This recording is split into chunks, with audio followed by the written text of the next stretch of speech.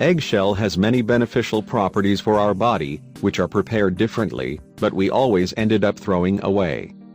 The shell is formed by a 90% calcium which benefits to our bones, also contains zinc, phosphorus, magnesium, chromium and iron. Use eggshells to eliminate pain, bone and joint, grow hair and nails.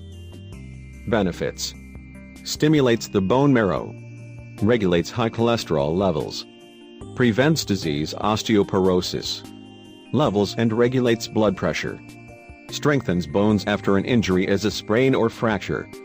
Mode: using eggshell. It is recommended to consume between 1.5 grams and 3 grams of shell daily. You can add in food or drinks. The ideal way to ingest it is to shell flour. You are need 10 shells.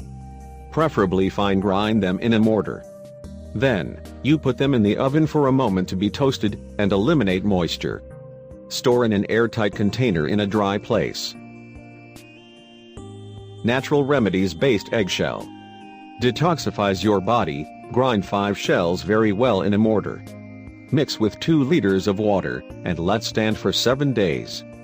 Then drink 2 glasses daily for 15 days.